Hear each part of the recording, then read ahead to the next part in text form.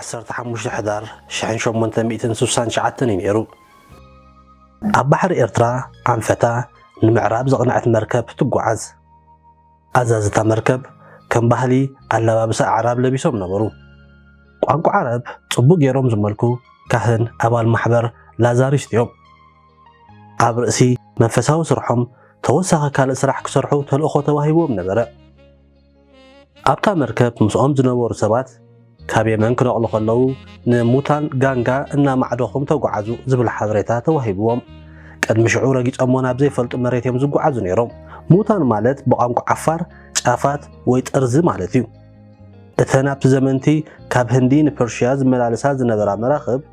ነዘን ካብ ከባቢአን ዝነውሓ ማንታ ጫፋት ከም መሕበር ምልክት ይጥቀማለን ነበራ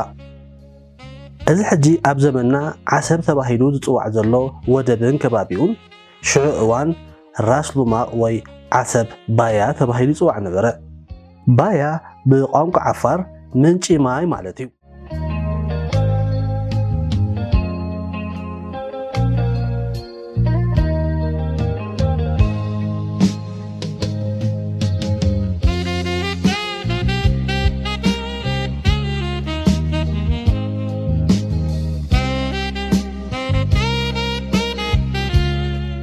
ኣባ ጁሰፔ ሳፔቶ መርከቡ ናብ ደንደስ ራስ ሉማቕ ኣጸጊዑ መልሕቓ ቁልቁል ናብ ባይታ ናይቲ ባሕሪ ደርበዮ ድሕሪ ገለ ሰዓታት ክልተ ኣሕዋት ሸኽ ሓሰንን ሸኽ ኢብራሂምን ዝበሃሉ ደቂ ሸኽ ዑመር መሐመድ በርጋ ብልሕ ካብ ዝተባሃለ ቦታ ናብቲ ወደብ መፁ ኣቦኦም ሸኽ ዑመር መሐመድ ካብቶም ኣብ ዓሰብ ባያ ዝሰፈሩ ዓበይቲ ዓድቲ ከባቢ ሓደ እዩ መርከብ ከም ዝኣተወታ ዝተባሂሎም ከዓ ኩነታት ከጣልሉ ተጸግዕዋ ምስ ኣዛዚ እታ መርከብ ኣባ ጁሰፔ ሳፔቶ ተራኸቡ እቲ ኣዛዚ መርከብ ክዳን ዓረብ ተኸዲኑ ብቋንቋ ዓረብ እናተዛረበ ምስቶም ክልተ ኣሕዋት ቀልጢፉ ተላላደ እሞ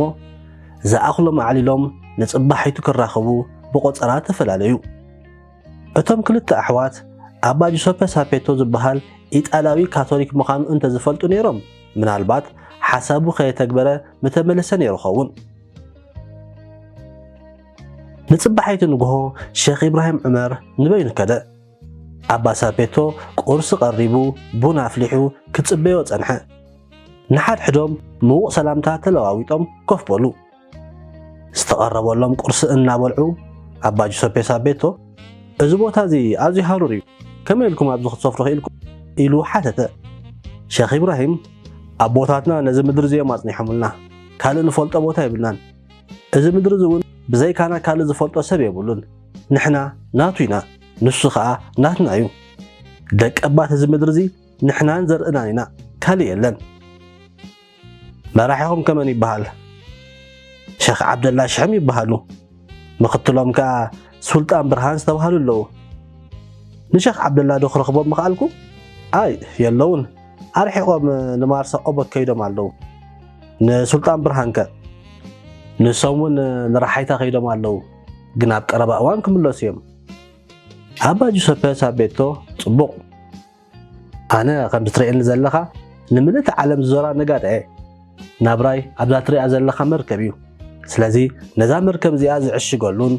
ኣነ እውን ካብ ባሕሪ ወፅአ ዝዕርፈሉን ከምኡ ድማ ኣቑሑት ንግደይ ዝኽዝነሉ ንእሽቶ መሬት የለን ኣሎ ከምቲ ኣቐዲምካ ዝነገርካኒ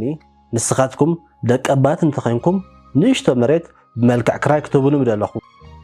ዝኣዘዝኩም ገንዘብ ክኸፍል ድልው እየ እናበለ ኣትኪሉ ተዛረበ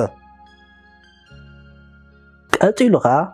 ዋላ እኮ ብሕብሪ ቆርበትን ዓቤትና ዝተፈላለና እንተኾንና ብሃይማኖት ግን ሓደ ኢና ሓደ ምዃንና ከዓ ባዕልኻ ብዒንትኻ ትርኢ ኣለኻ በለ ናብቲ ለቢስዎ ዝነበረ ዓረብ ቀሚሽን መጠምጠሚኡን እናመልከተዩ ሓደ ኢና ዝብል ነይሩ ሸኽ ኢብራሂም ስለ ዝኣመንዎ ኣይተጠራጠሩን ከምንምንታይ ዝኾን መሬት ኢኻ ትደሊ ዘለኻ እናበሉ ሓተትዎ ኣባ ጁሰፔ ክንዲ ዝደልዮ ብኢዱ እናመልከተ ሓበሮም ሸኽ ኢብራሂም ጽቡቕ እቲ ዘለናዮ ቦታ ራስ ሉማቕ እዩ ዝበሃል እቲ ተማዕልዎ ዘለኻ እግሪ ጎቦ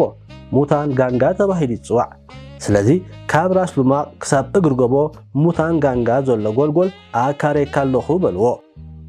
ክራይ መሬት ንሓደ ዓመት 6,000 ማርያ ተሬዛ ክኸፍል ተራዳዲኦም ኣብ ስምምዕ በጽሑ ሽዑ መዓልቲ ድማ ሼኽ ኢብራሂም ካብ ኢድ ኣባ ጁሰፔ ሳፔቶ 2,500 ማርያ ተሬዛ ዕርቡን ተቐበሉ ሙሉእ ሰነድ ዘሎ ክታም ከዓ ንቐጻሊ እቲ ተሪፉ ዘሎ ገንዘብ ምስ ሰዓበ ክኽተም ተራዳዲኦም ተፈላለዩ ብድሕሪዚ ኣባ ጁሰፔ ሳፔቶ ዝተረፈ ገንዘብ ከስዕብ መርከቡ ኣልዒሉ ንዓዱ ንኢጣልያ ኸደ ሼኽ ኢብራሂም ዑመር ማዓርግ ሱልጣን ከም ዝነበሮም ገይሮም ዝጸሓፉ ጸሓፍቲ ታሪኽ ኣለዉ ብፍላይ ድማ ኣብ ኢትዮጵያ ካብ 4ይ ክፍሊ ክሳብ ዩኒቨርሲቲ ኣብ ዝወሃብ ትምህርቲ ታሪኽ ሱልጣን ኢብራሂም ንዓሰብ ሸይጥዋ እናተባህለ እዩ ዝግለጽ ኣብዚ ትምህርቲ ታሪኽ እዚ 3 መሰረታውያን ጌጋታት ኣለዉ ንሳቶም ድማ ሓደ ሼኽ ኢብራሂም ዑመር ማዓርግ ሱልጣን ኣይነበሮምን 2 ዝተኻረየ እምበር ዝተሸጠ መሬት ኣይነበረን 3 ኣብ መወዳእታ ሼኽ ኢብራሂም ኣይኮነን ነቲ ወደብ ክካረ ዝወሰኑ ሱልጣን ብርሃን ምስ ኣማኻርቶም ተላዚቦም እዮም ክካረ ወሲኖም እንሆ ትዛንታ ከምዚ እዩ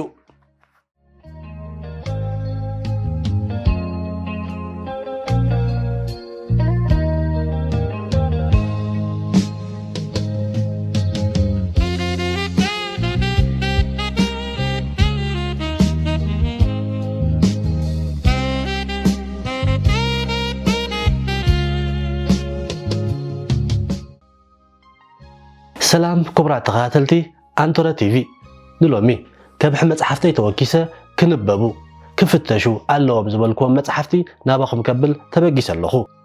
درو أمتو تحستوي كم زرعخمو نابي كم زبل برهيلكم يخون نلومي حانتي أقرمت أدان نقط كم زخاني روديو قبل درخي زفات لي مصحف نابخم كبله تبقيس اللخو إذا مصحف نبوزو حناي تاريخ حقتات قوليحة الترقية ኣብ ገጥሚትን ሰብዓን ናይዛ መጽሓፍ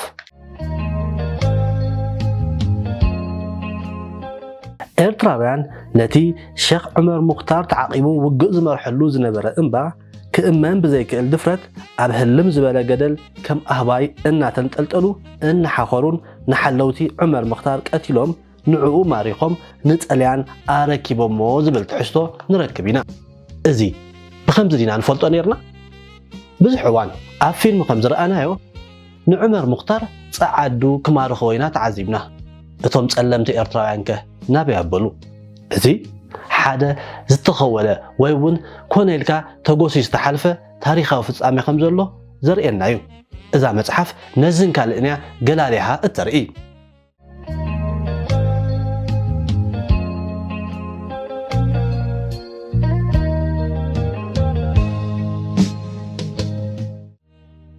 እዛ መጽሓፍ ብ2021-2024 ኣብ ቤት ማሕተም ይመስገን ብተስፋይ ገብረኣብ ተዳልያ ዝተሓትመት እያ እዛ መጽሓፍ ቀይ ዘመን ብዝብል ኣርእስቲ እያ ተዳልያ ብ2024 ከዓ ደራሲ ሰሎሞን በርሀ ደማዊ ዘመን ብዝብል ኣርእስቲ ተርጉምዋ ኣሎ ንሎሚ ነዛ መጽሓፍ ክንሪኣ ክንድህስሳ ክንፍትሻ መሪፀ ኣለኹ ሰናይ ምክትታል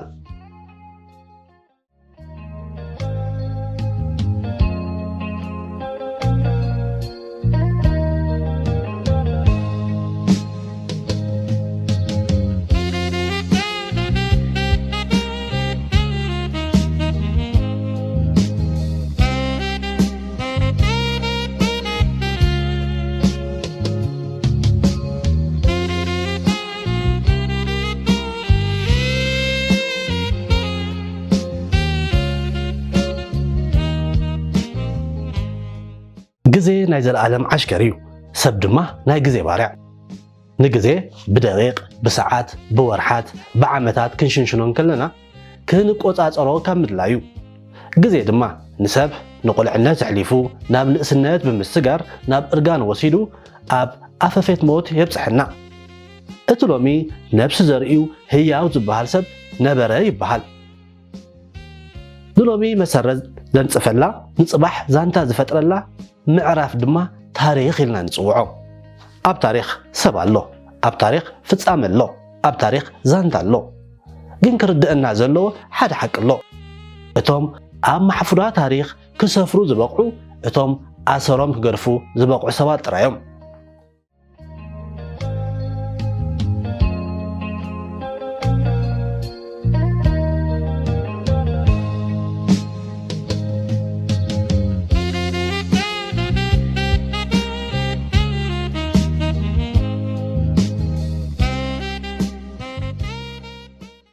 ኣብ ናይ ታሪክ ጽሑፋት ገለ ጸሓፍቲ ንዘይ ነበረ ከም ዝነበረ ንምምሳል ክሕልኑ እንከለዉ ገለን ድማ ታሪክ ናይ ዕውታት እዩ ታሪክ ዝተዓወተ ይጽሕፎ ካብ ዝብል ምጉት ዛንታ ዓውታት ጥራይ ከካትቱ ይህቁኑ እድሪ ተሓቂ ታሪክ ናይ ዕውታት ጥራይ ድዩ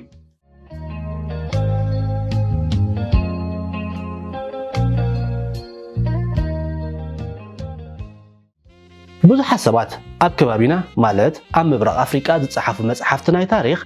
ምዝንባዕ ይግበረሎም እዮም ኢሎም ክኸሱ ይስምዑ እዮም እቶም ታሪክ ገለ ኳሓሒሎም ከቕርብዎም እንከለዉ ገለ ድማ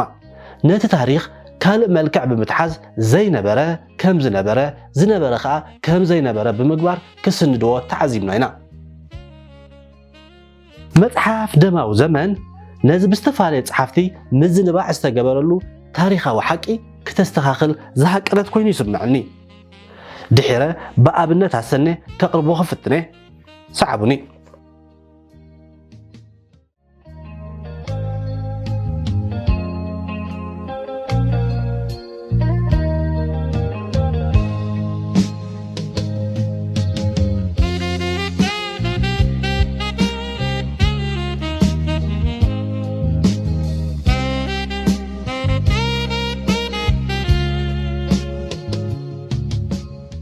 መጽሓፍ ደማዊ ዘመን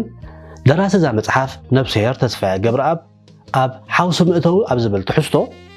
ደማዊ ዘመን ካብ 1840 ንጀው ካብ እተኸስተ ጉዳያት ከባቢና ንገለ ቀያሕቲ ወይ ድሙቕ ታሪኻዊ ጽዋታት ኣልዒላ እትተርኽ መጽሓፍ እያ ቀሪቦም ዘለዉ ትረኻታት ብጥቕልሉ ኣብ ፖለቲካዊ ጉዳያት ኢትዮ ኤርትራ ዝቖንዑ እዮም ዝጸሓፍክዎም ሓጸርቲ ትረኻታት ኩሎም ከባቢ 40 እዮም እንተኾነ ኣብ ክልተ ከፊሉ እዮም እዛ መጽሓፍ እዚኣ ቀዳመይቲ ቅጽ ኮይና እትስዕብ ቅጽ ብዝተኻእለ ፍጥነት ክሕትማ መብጽዓ ኣቱ ክብል ጽሒፉ ኣሎ ደራሲ ተስፋየ ገብረኣብ ሎሚ ብህይወት የለን ነብሲ ይምሓር ስድራ ቤቱ ፈተውቱ ናይ ጥበብ መዋዕስቱ ነተን ተሪፈን ዝበለና ጽሑፋት ወይ ጽዋታት ክተቕርቡልና ይምሕፀን መጽሓፍ ደማዊ ዘመን 17 ኣርእስታት ወይ ሓጸርቲ ታሪክ ሓዚላ ኣብ 194 ቆጽሊ ወረቐት ዝሰፈረት እያ እዞም ዛዕባታት ወዲ ዛግር ጋሻ ድግሳ ውቤ ወሰብኣ ጋድስ ሓሊማ ናስሮ ዘመነ መሳፍንቲ ድሕሪ ውግእ ሩባ በለሳ ፖለቲካ ኣቡነ ያዕቆብ ኣባ ጁሰፐ ሳቤቶ ቪቫ ኢጣልያ እምቢተኛታት ዘርኣይ ደረስ ብሪጣንያ ኣብ ኤርትራ ጃንሆይ ተፈሪ ቅልውላው ከረን 68 ኣሕዋት ጓልምባ ደርሆ ቪላ ዘጉድር ዝብሉ እዮም እዞም ዛዕባታት ንቕድሚት ይወስዱና ናብዚ ዘለናዮ ግዜ ብምምላስ ድማ ምስ ትማልን ሎምን ክንራኸብ ዝሕግዙ እዮም ምስሊ ትማሊ እንታይ ይመስል ሎሚ ኸ ከመይ ኣለና እዞም ክልተ ፍጻሜታት ጽባሕከ ከመይ ኢሎም እዮም ክስእሉልና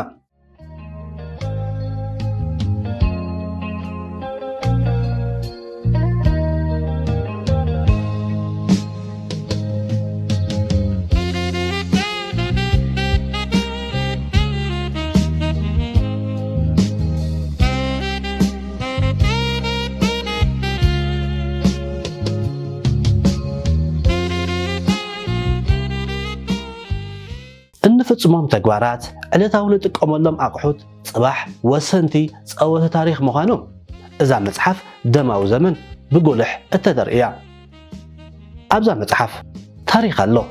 ኣብዛ መጽሓፍ ዛንታ ኣሎ 126 ክሳብ 127 እንተርኢና ቃልሲ ህዝቢ ኤርትራ ከመይ ኢሉ ማዕቢሉ ክንርዳእ ዘኽእለና እዩ ኣብ 126 ናይዛ ገጽ ኣብ መበል 13 ዛንታ ጃንሆይ ተፈሪ ብዝብል ኣርእስቲ ነዚ እዩ ዝመስል መልኣከ ሰላም ድሜጥሮስ ኣብቲ ኤርትራ ምስ ኢትዮጵያ ንምጽምባር ሓያል ጎስጓስ ዝካየደሉ ዝነበረ እዋን ሰንበት ጌሓት 29 ጥቅምቲ 1961 ቤተ ክርስቲያን ክሳለሙ መኪና ተሳፊሮም ካብ ቤቶም ምስ ወጹ መጥቃዕቲ ቦምባኢድ ኣጋጥሞም እንተኾነ ግን እታ ቦምባኢድ ዕላማኣ ስሒታ ተፈንጀረት ገብረ መድህን ሃይሉ ዝተባሃለ ኣብ ዓዲ ኸፈለት ተወሊዱ ዝዓበየ መንእሰይ ነታ ቦምባ ወርዊሩሎም ተሓጋጋዚኡ ኸዓ ዮሃንስ ዕቑባዝጊ ዝተባሃለ ብጻዩ ነበረ ገብረ መድህን በታ ባዕሉ ዝወርወራ ቦምባ ኢድ ስለ ዝቆሰለ ከምልጥ ኣይከኣለን ተታሒዙ ሆስፒታል ኣተወ ገብረ መድህን ኣብ ሆስፒታል እናተሓከመ እንከሎ መታን ተለፋሊፉ ሚስጥሩ ከየምልቕ ኢሉ ባሕቲ ሕዳር 1961 ባዕሉ ህይወቱ ኣሕሊፉ ሞተ እዚ ፍጻመ እዚ ኣብ ታሪኽ ኤርትራ ፍሉይ ዜና ኮይኑ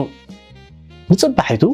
ህዝቢ ኣስመራ ኣብ 8 ኣውቶቡሳት ብዙሓት ብሕታውያን መካይን ተሰቒሉ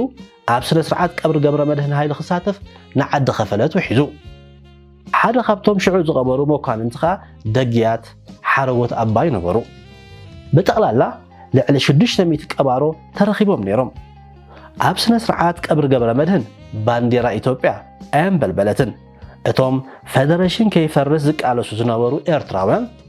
ገብረ መድህን ዝፈጸሞ ፍጻመ ግዚኡ ሓልዩ ዝተፈጸመ መስዋዕትነት እናበሉ መገስዎ ኣብታ ሰሙን እቲኣ ሰበስልጣን ፕሮፓጋንዳ ሃፀይ ሃይለ ስላሴ ሸፋቱ ወንበዴ ዝብላ ቃላት ክደጋግሙ ተሰምዑ ንፅውፅዋይ ጃንጥራራን ወረሴን ዝፈልጥ ህዝቢ መረብ ምላሽ ከዓ ኣዛብእ ምስከዱ ኣኽላባት ነብሑ ብዝብል ምስላ ኣብ ጋዜጣ ጸሓፉ ብኸምዚ ከዓ ኣስመራ ወኣዲስ ኣበባ ከብድን ሕቆን ተመን ወሸኾና ኮና ከበድቲ ቃላት ብግልፂ ክስማዕ ጀመረ ክብል ኣስፊሩሎ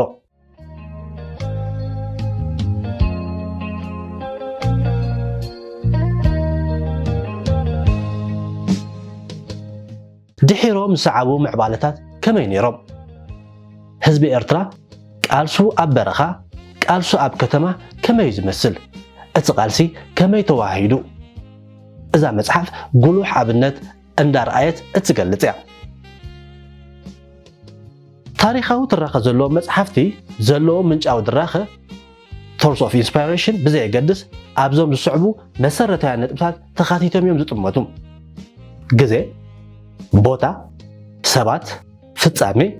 ባህሊ ወያታ ወይ እውን ጽዋ ዘካተት እዮም በዞም መንጽር መጽሓፍ ደማዊ ዘመን ክንጥምታ ከለና ኸ እንታይ ትመስል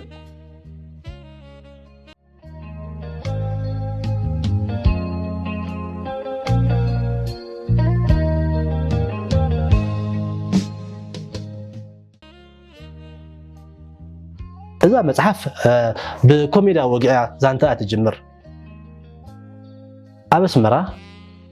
ማኪያቶ ዝስተየለን ዕሙራት ካፈታት ፍሉጣትን ካፍተን ብርክት ዝበላ ዝስመያ ኣለዋ ኣብ ጎደና ኣስመራ እንዳተዘዋርካ ጥዑም ማኪያቶ ኣበይ ክረክብ ኢልካ እንተሓቲትካ ዝኾነ ሰብ ክጠቕሰልካ ወይ ከመልክተልካ ዝኽእል ቦታታት ኣለዋ ኣብ ኣስመራ ዝዓበየ ኣብ ኣስመራ ዝተጓዓዘ ነዚአን ልክዕ ብልክዕ ዝፈልጠን ሓንቲ ካብዚኣተን ከዓ ባርጃና እያ ደራሲ ታሪክ ብደላሎ ታሪክ ክረክብ ብምህቃን ድልያ ታሪክ ተታሕዞ መሳጢ ኣዛናይ ፈሰስ ወይ ትራኸ ሒዛ ከዓኒ ንድሕሪት ንርሑቕ ተጓዓዘና ብዙሕ እዋን ብግዜ ብወ ዝፀመመ ውበ ክብል ይነብር ዝብል ኣባህላ ንሰምዕ ኢና እዚ ካበይ ዝተበገሰ እዩ ውግእ ሩባ በለሳኸ ከመይ ነበረ ንምብራህ እዛ መጽሓፍ ካብ ባርጃና ነቂላ ብናይ ታሪክ ፈረስ ንድግሳ ካብ ድግሳ ዛንታ ሚስዮናውያን ተጓዓዝቲ ተሰኪማ ናብ በዓቲ ደብርታት ሶሪኻ ብምእታው ጽልዋታቶም እንታይ ነበረ ኣብ መጻጣኣ ገዛእቲ እናተረኸት ኤርትራ ቅድሚ መግዛእቲ ኢጣልያ ከመይ ትመስል ነይራ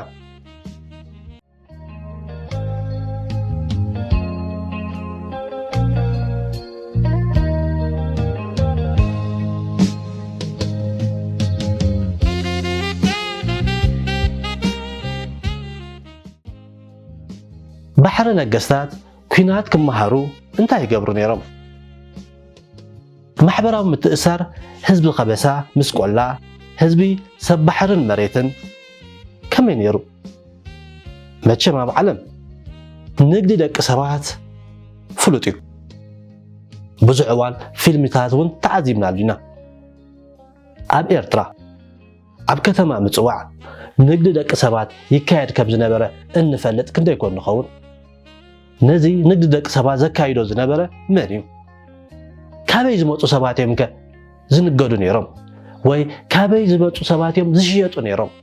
ሓደ ሕማቕ ታሪኽ ወይ ከኣኒ ጸሊም ነጥቢ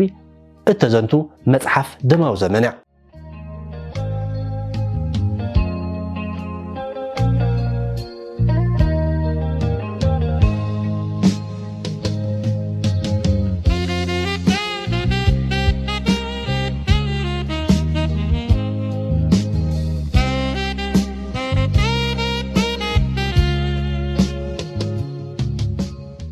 ዝምድና ምስሌናታት ኤርትራ ምስ ኢትዮጵያ ከመይ ነይሩ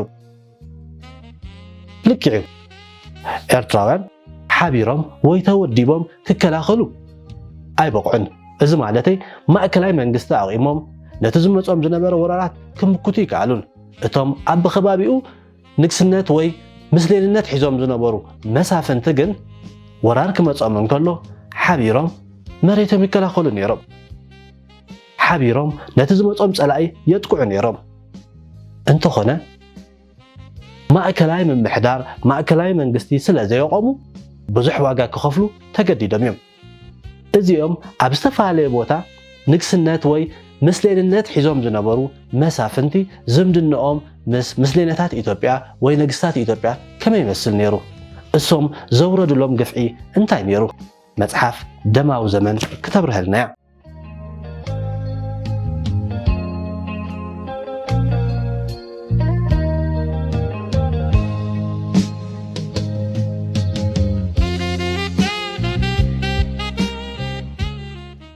መጽሓፍ ኣብ ናይ ሓሳብ ፈረስ ተወጢሕካ ንቅድሚትን ድሕሪትን እናተጓዓዝካ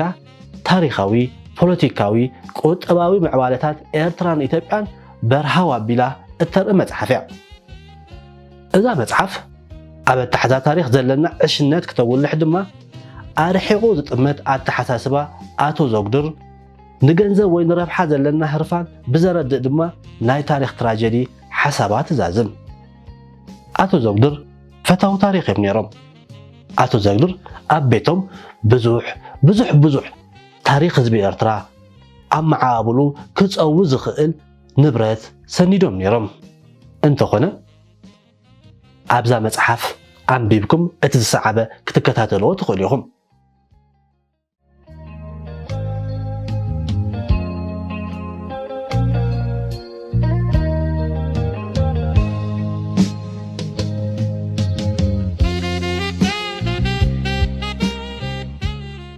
ናይ ታሪኽ መጽሓፍቲ ተዘከርቲ ሰባት ፍጻሜታት ጽዋታት ወይ ኣፈ ታሪኽ ማእኸል ትርኽኦም እዮም መጽሓፍ ደማዊ ዘመን እውን ብተደጋጋሚ እንሰምዖ ሰባት ፍጻሜታት ከመይ ይመስሉ ብንጹር እያ ተብርህ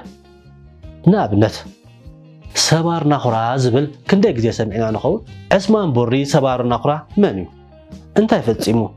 እንታይ ስለ ዝገበረ እዩ ኣብ ናኹራ ንኽእሰር ተገዲዱ ካብ ናኹራ ከመይ ኢሉ ኣምሊጡ ደቁ ኣብያ ኣለዉ ንታሪኽ ኣባሓጎኦም ከመይ ኢሎም እትርኽቦ ነዚ ብንጹር ክተብርህልና ደማዊ ዘመን ሒዛቶ ዘላ እዩ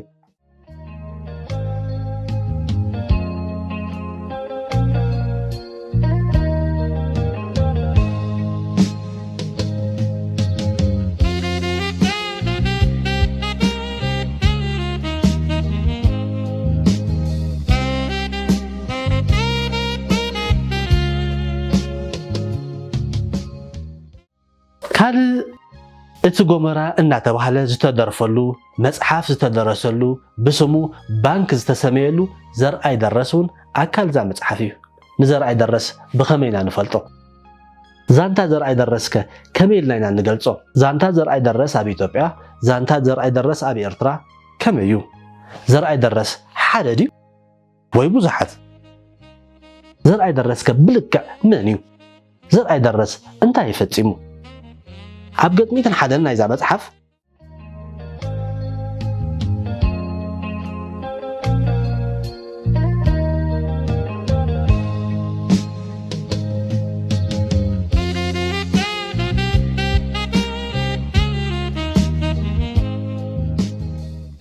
ኤርትራውያን ንዘርኣይ ደረስ ዘለዎም ስምዒት ዝሑል ይመስል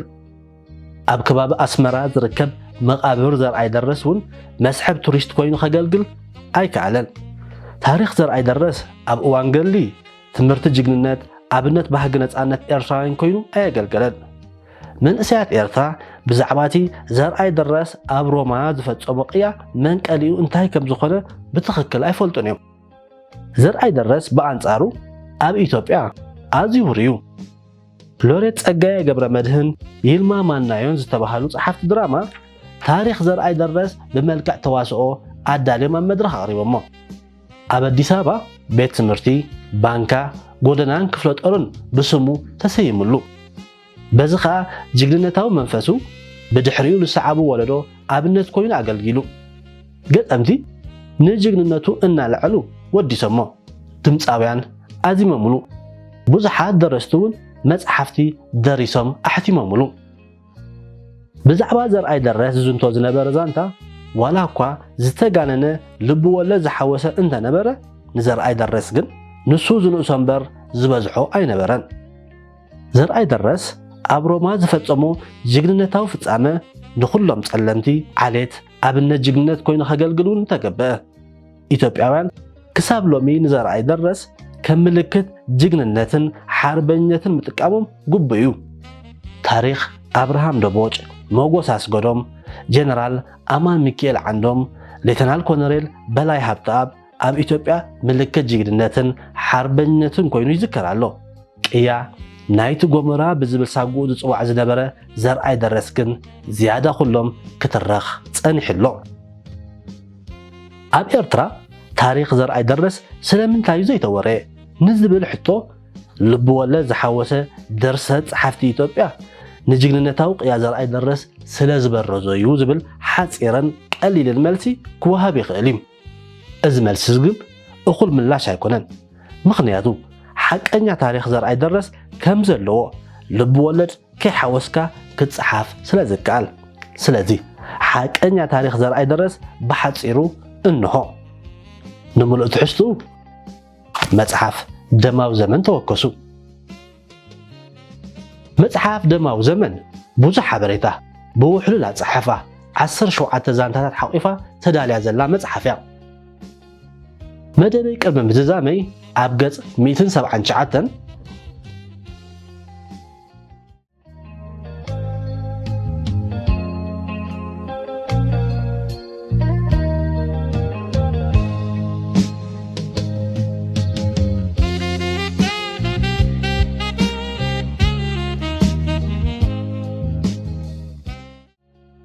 ካብቶም ታሪኾም ዘይጸሓፉ ዕዉታት እቶም ታሪኾም ኣዘንቢዖም ዝጽሕፉ ስዑራት ኣብ ታሪክ ነባሪ ቦታ ኣለዎም ዝብል ሓሳብ ሰፊሩ ንረክብ ስለዚ መጽሓፍ ይጽሓፍ ዝተጻሕፈ ይነበብ እናበልኩ ንመጽሓፍ ደማዊ ዘመን ከተንብባ ይዕድም እቶም ቋንቋ ኣምሓርኛ ከተንብቡ እትኽእሉ ድማ